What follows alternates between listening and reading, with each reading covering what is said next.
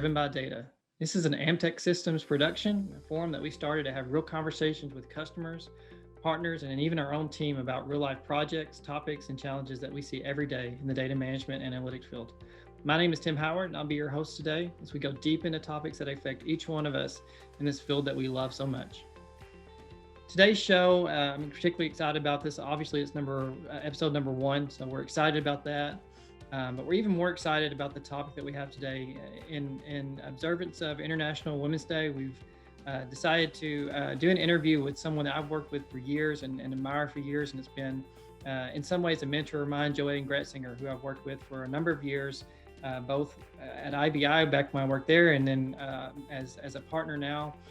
She's with IBI TIBCO, and super excited about some of the conversations. We want to try to dig into some of the just her history as far as how she got into the field of technology as a woman, and the challenges she faced, the people that she's inspired her along the way, advice she has for the future for others like my daughters who hope to be able to grow up and have whatever opportunities they want. So I'm excited to have this conversation, looking forward to be able to jump into this. So welcome, Joanna, and thanks for joining me today. Thanks. Good to be here. For those who don't know you, Joanne Gretzinger is Director of Pre-Sales Engineers for what is now IBI TIBCO. You worked for IBI who was acquired for TIBCO earlier this year for over 30 years now. I believe if I saw your bio correctly. And from what I've seen, been a major part of the success for the sales team and their efforts in the regions that you've been in. I know you've been in the central region and became West, and then of course ultimately for strategic and just US overall, and handling pre-sales activities for the whole company of IBI, and then of course now at IBI TIBCO. So super excited to have you on. At a high level, just for those who may not know, Joanne and your teams, you're responsible for helping understand the needs of a client or a prospect that we're working with in the very beginning, and understanding their data management and data analytics needs and the journey that they're on, wherever that may be, and ultimately helping them find a way to create a solution with the platforms that you're working with to help create crazy good value for them along the way. So seems like that's a very high level pitch and the things that you guys do, but I know you guys are involved in working with clients, doing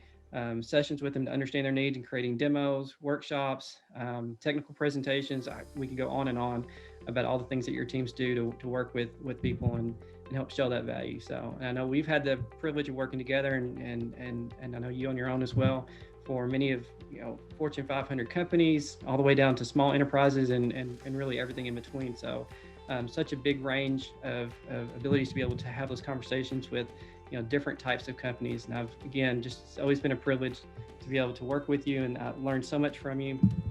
And just to be able to have this conversation today really means a lot to me. So today's interview, again, means so much to me. I work for a minority company and I've had the privilege of being a father of 4 girls, so total girl dad.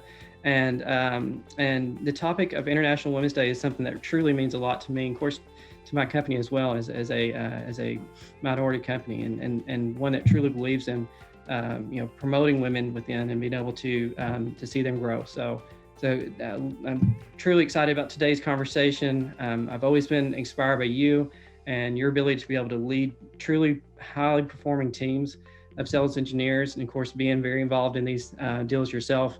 I always had a definite level of ease whenever you were involved in some of the things that we were working on, but just to see the way that your teams were built and perform and see them grow, it's just been exciting, and truly excited to be able to have this conversation with you and to talk about your journey as a woman and being a key management figure in a data analytics tech world that has way too far.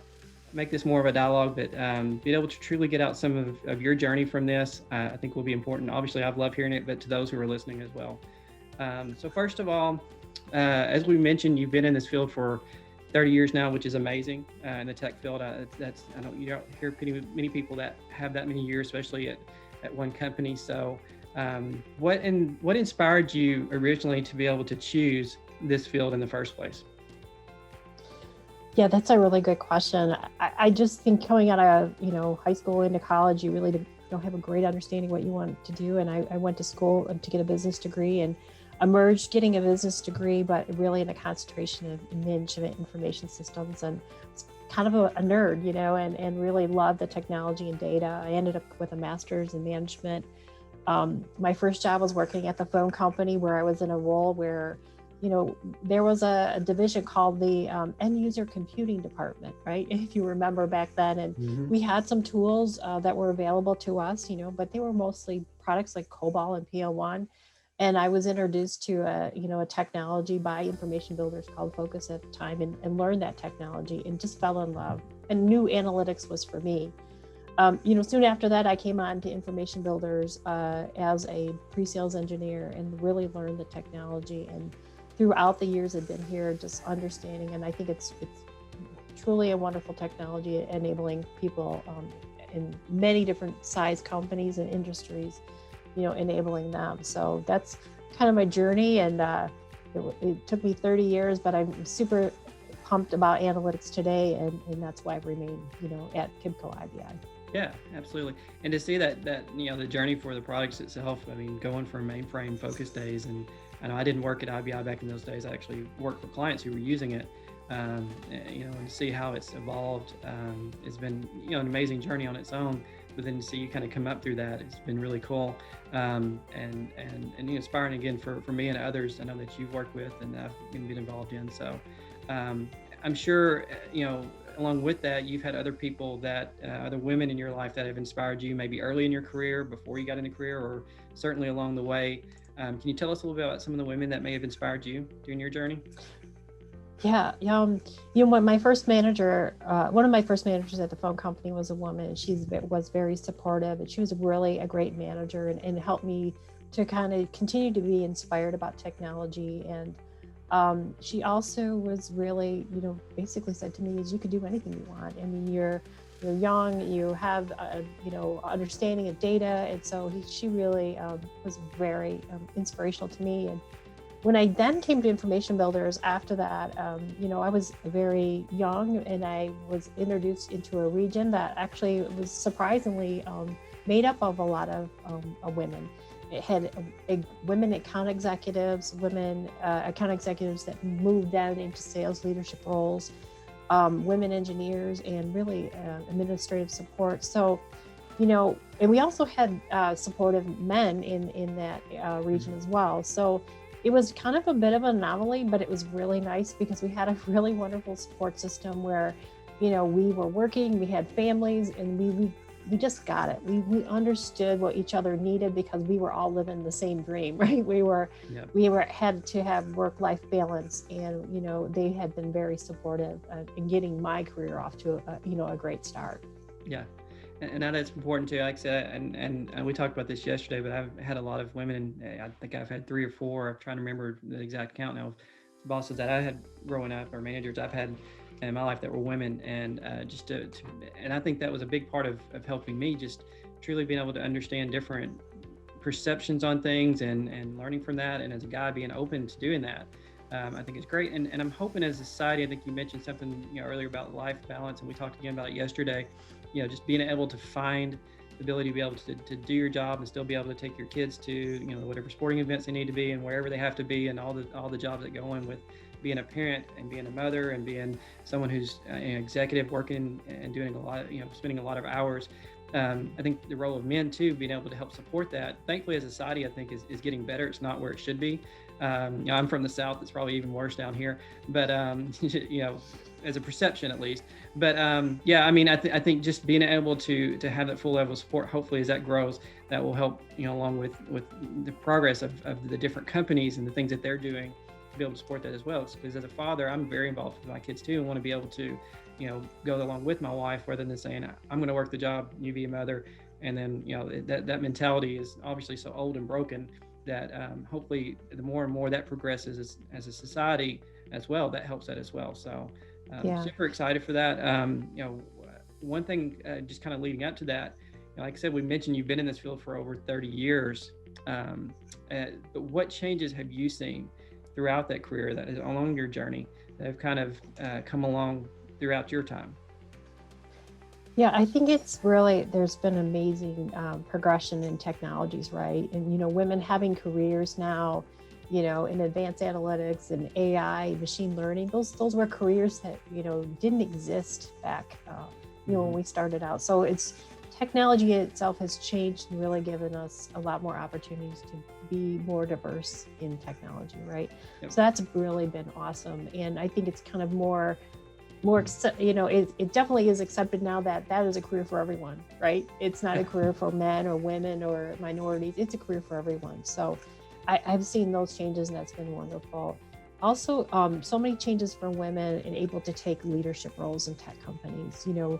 These companies, running these organizations, being promoted within, and in high tech roles, and just truly amazing women being able to lead these technical teams and have a great vision for these companies. So that's, Yes. In the 30 years has really, really progressed, right? Yep, absolutely, and could not agree more. And it kind of leads into the next one. As I mentioned before, I'm a father of 4 girls, so total girl dad.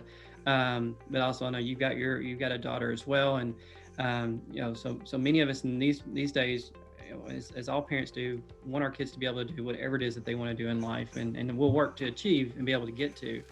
The fact still remains that right now, in our field, there's still woefully lacking of people in your position. There's still way too few people that are way too women that are in your type of position. So for my daughters, and as they are kind of growing and understanding what their possibilities are, and for others like them, I want to kind of get your thoughts on any advice that you would have for them as they grow up, best advice for them, getting to their career and advancing their career that you would give. I'm sure that you've given to your daughter in the past, and for others as well. I'd love to hear what your thoughts on that and your advice for them.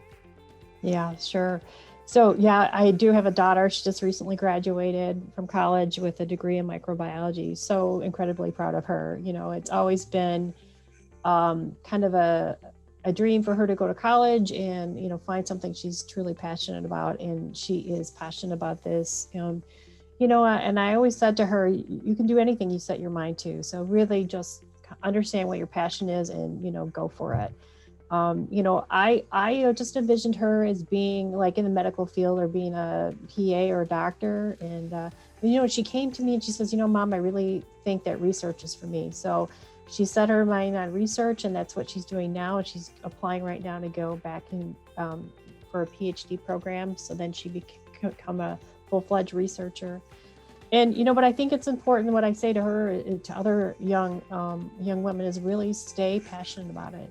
Really, and then once you're passionate about it, find a seat at the table, because I think it's important. As sometimes as women, we hold back, right? And we tend to hold back and stand back. But if you're really passionate about what you do and you're passionate in the field, there's really not anything you can't do. So, I say to people, be part of an organization, stay in those organizations, see how it fits for you. Align yourself with a mentor that can help you establish who you are and what your brand is, right? And for a while, see if that fits for you. And if it doesn't fit because there's not advancement or it's just not something you want to do, then I would say be brave and move on and find where it does fit for you. But I usually tell people, don't be afraid and be confident, and do what you feel you're passionate about. And if it's not a great fit, then move on, because you will find a place where you fit and be a great contributor as a woman. Yeah, and that's a great thought. And I like how you say make sure that you get a seat at the table. That's so important. And unfortunately, that has to be something that for women and other minorities, they kind of have to push their way in there. It should not be that way, and or earn their way there first before they get there. But and I know we hadn't really discussed this, but it comes to to something that we face. Even as a minority company who has minorities that I work with daily, and women. Our company is very big into promoting women into management positions, but even the perception of others that we work with that kind of narrows the preconception of what a minority, a woman should be, and then almost we're trying to fight here is a self-fulfilling prophecy, and well, I'm expected to be this, so that's what I'm going to be, and I'm not going to work because I don't feel like I'm going to get the attention there. But I think, like you said, just being able, and that's what we're coaching our people, is just you take your seat at the table and make sure that you're pushing your way into what you deserve and what you're working for. I think that's a key part of it, and I think for from a leadership perspective, like you're in, and I've in the privilege in, is being able to force that with others as well, and making sure they get those opportunities. But that's it's definitely I think that's a great thing, is making sure you're taking a seat at the table, and making sure that you're getting that opportunity. And if you can't get it where you're at, find somewhere else. I love that. Yep, exactly. Yep. So just thinking back on your career, what do you think the biggest challenge that you've had, and how did that impact you in your career moving forward from that point? Yeah, I think early on, I actually did have some challenges, and really is because, there were times where in the organization there were probably, it was more male dominated leadership roles, right? And I was looked over for some promotions, and I at first was angered, and not really angered, but really just saying, I'm not sure why I was passed over, right? And it's really difficult for a woman, because you want to have that young man ambition, but young person ambition, right? But you don't want to look like you're upset or angered if you don't get an opportunity. But I took the time, and I took a step back, and I said, hey, be patient, because things change every single day, and people move on. And what I had an ability to do is really prove myself as a technologist, and really as a hard worker, and as a great individual contributor. And so what happened was, I was recognized for that, right? And I was promoted by a woman, right? Mm-hmm. And she's still a great mentor to me today. So I just have to say is, be patient. Like you said, have a seat at the table, have that young person ambition. But you need to kind of sometimes take time and be patient, because things change every day. And you will get an opportunity. Yep. I have to say, my last manager really believed in me and saw potential in me. I was a manager in the regional role, and he was actually outside looking for an external resource to fill the director of North America. And, I had some internal champions that were speaking with him as well about this role. And he came to me and he said, I think that you would be a great fit for this role. And we talked, and it ended up being a great fit, because I was ready for a change and a new challenge. And he was seeing the great work that was being done already. So he believed in me and promoted me into this role. And it really was, it was a great move for me, and super excited to be here and, support, the teams today in North America. Absolutely. Yeah. And that's such an important thing. So, I think for me on the outside a little bit for this topic, seeing it, some of those opportunities that I've seen, males get in this field is kind of, hey, we see potential in you. We think we're going to give you this opportunity, go run with it. And it seems like from what you're saying and what I've seen from others is, I kind of had to earn my seat there first. And then after I kind of pushed myself in that. So that's unfortunate. And again, hopefully as we continue to grow, as I think people are, and society we are, I think that definitely is something that hopefully that doesn't happen, because there's so many, I think, that get looked over because they don't have that, that initiative to push forward and to be more assertive in that.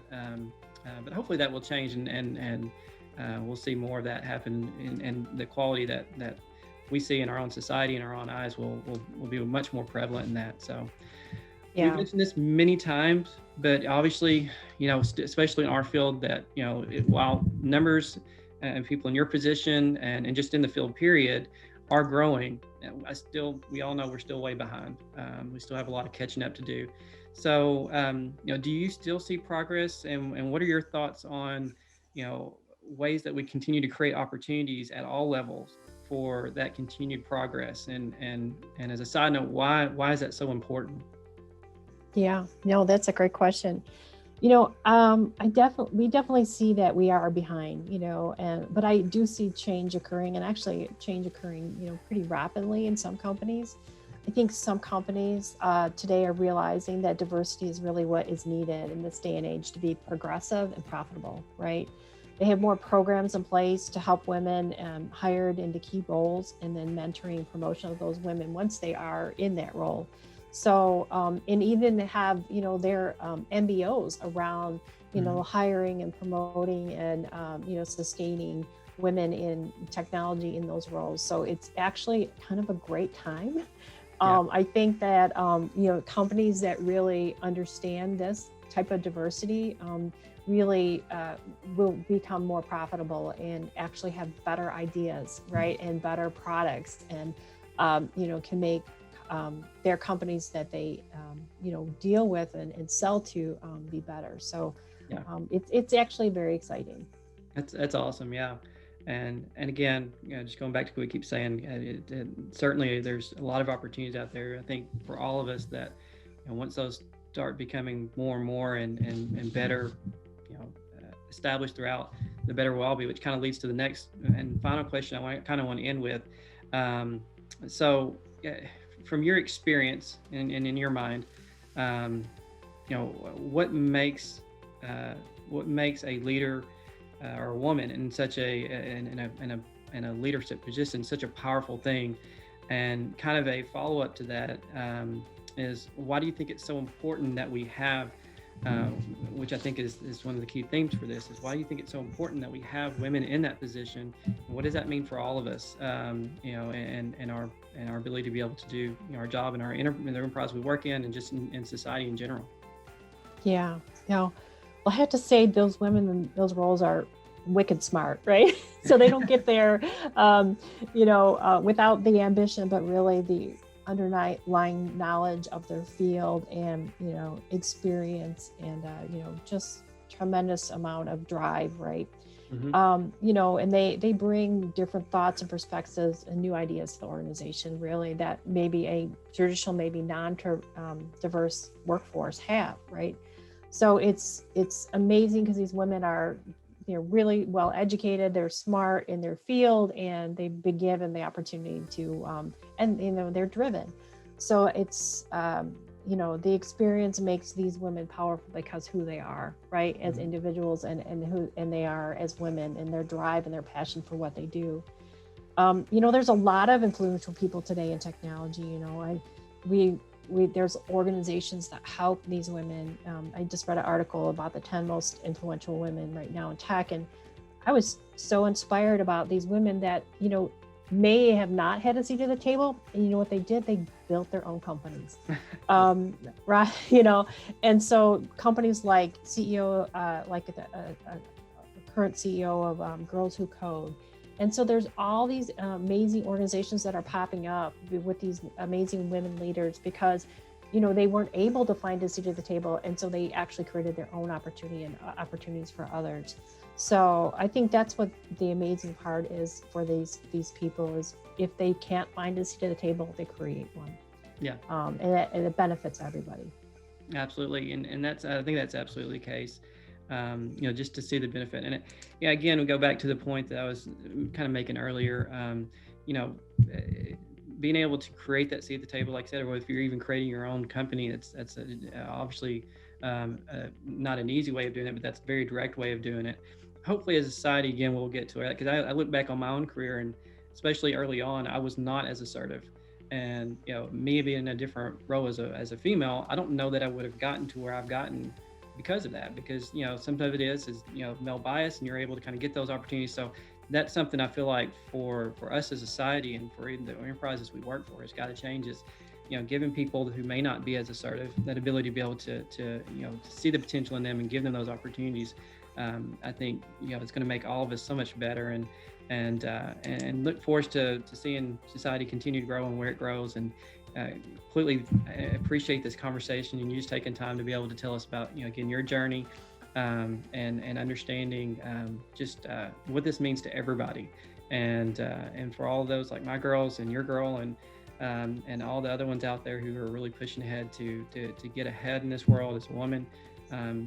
Take that support, take the initiative you need, really push for your seat at the table, find your seat at the table if you don't have one, and then continue to help us all be better people in the end. So again, appreciate your time. Always enjoyed working with you. Look forward to continuing to work forward to in your journey at TIBCO, IBI TIBCO, and and some fun and crazy things that we get to do here in the future. So thanks for your time Yep. again. Thank you. All right. We'll talk to you. Bye. Thanks, Joanne.